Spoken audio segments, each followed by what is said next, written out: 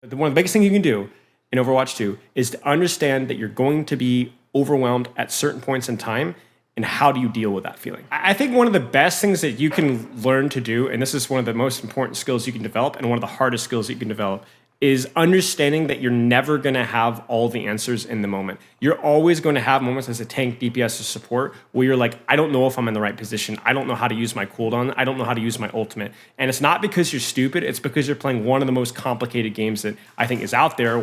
Certainly the most complicated first-person shooter. And so there's just so many variables and so much crap happening on your screen and so many cooldowns. The maps are so dynamic and you can't, so you're not going to always know the answer in the moment. You should learn and progress and try to improve your skill set. The problem though, as you were saying, is that sometimes when there's so many variables kind of fly in, you get overwhelmed. And instead of focusing on something that's actionable or controllable or one variable that you can fix or like look at, like let's say I'm going to really focus on my sleep dart or I'm going to make sure I'm in your cover, you start thinking about all of those things that you don't understand or that you can't track or all the chaos that's happening around you. And so then not only are you not thinking about the one thing, you're thinking about nothing, right? Nothing at all, because everything is just completely gone to crap, right?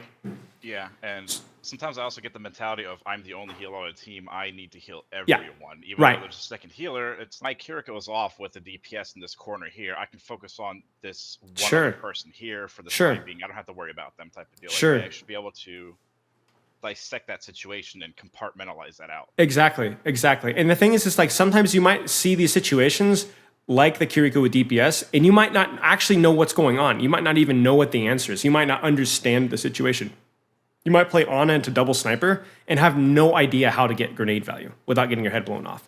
But the point being is that if you don't know the answer, you need to try and figure something out. Don't beat yourself up for not knowing every single answer all the time. Because if you beat yourself up in the moment, you're ruining a potential experimentation phase for yourself, where you could be like, all right, everything feels super chaotic, but you know what? I'm going to keep practicing X, Y, whatever. Or I'm going to try something different and see if it works. You don't need to understand it in the moment. There's a lot of things that people don't understand at all.